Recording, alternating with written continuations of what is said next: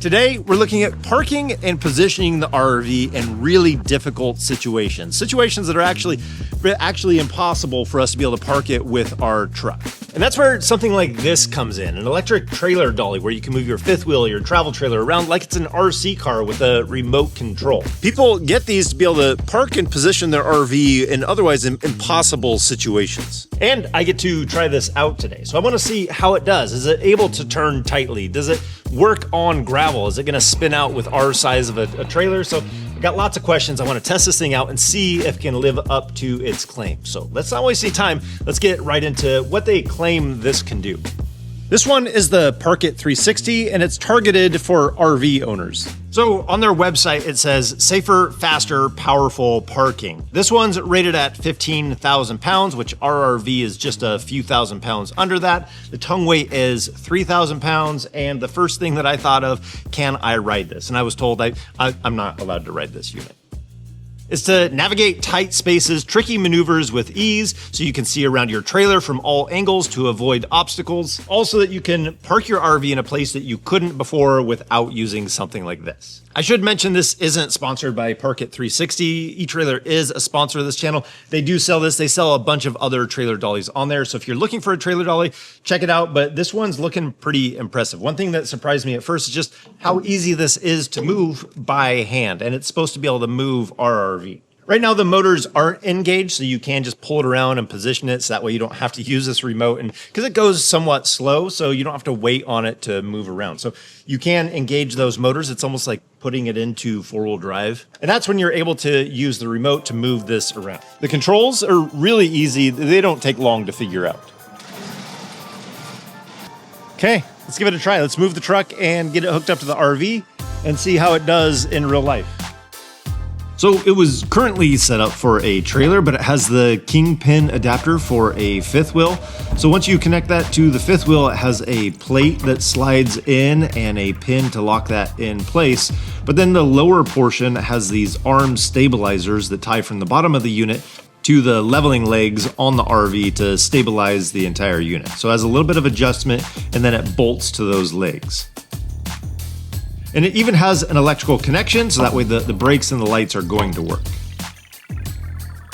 We reconnect the battery, turn it on, turn the remote on, which it has two settings. Neither are extremely fast, but the slower setting is good when you're getting close to objects.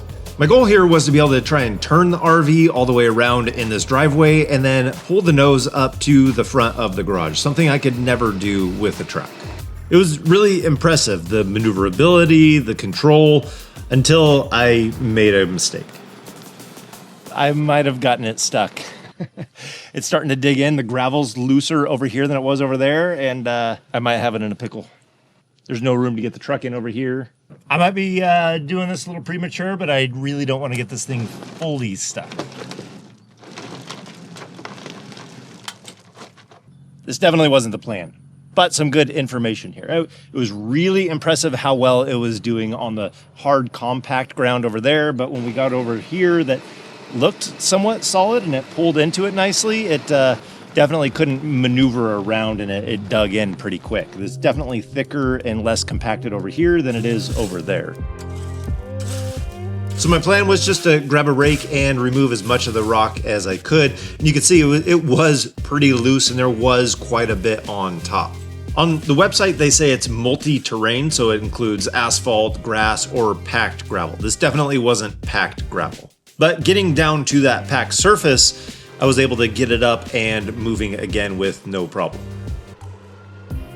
So now, after maneuvering the RV around a bit more, there's a niche that I see this fitting in and a few things that I noticed. One of the things that I noticed is when you stop moving it with the controller, it actually engages the brakes on the RV. So it's not just gonna keep rolling, which is nice. You're only supposed to use this on like a 4% grade, so nothing crazy steep, but your typical driveways and things around the house, it's going to work for that. But with those brakes engaging, it's nice to know that it's not just gonna run away when you stop controlling it with the controller.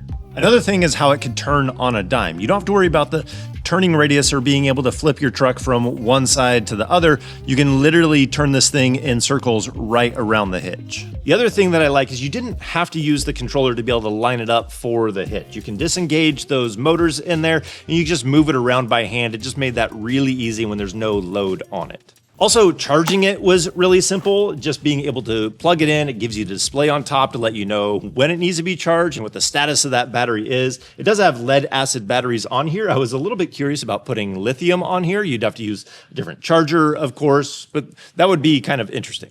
But the niche that I think that this really fits well in is when you want to store your RV at home, but it's really difficult or nearly impossible to get it into that position with a vehicle. This is something that can fit that niche, especially if you're having to pay for storage of your RV at a facility. This could offset the price of having it stored, and then you gain the convenience of having your RV at home. So that way it's easier to prepare for trips. You can use your RV at your house. There's a lot of advantages to not having to pay to store it, but having it at your own home. And I think that's where this would fit really well, because it does give you that control, that maneuverability, and you can get close to objects while being able to walk around the entire RV and make sure you're not going to run into something. So it's kind of a great fit for that exact scenario. So if you have a situation like that, I'm going to put a link down in the description and in the first comment to this unit and to eTrailer, because they have units starting at around $500, and I think this one's just over $6,000. So they have kind of everything in between there. But this one has been extremely impressive. They have a 10,000 pound version for travel trailers for $2,700. For some, it's just going to be that equation of how much are we paying to store the RV and how much is this unit? How do those two numbers balance themselves out? How long does it take? And what is the convenience of having the RV at home? So I hope some of this information helped you out. If you have that type of a situation, to see how maneuverable it was, what was it like to hook it up to the RV, and the pitfalls that I created by not going on solid surfaces. So something you definitely want to consider when you're looking for the location of where you want to put your RV and use something like this. So I think that's going to do it for today. I hope you guys enjoyed this. Hope that it helped you out in some way. So as always, if we don't see you on the road, hopefully we will see you next video. Take care.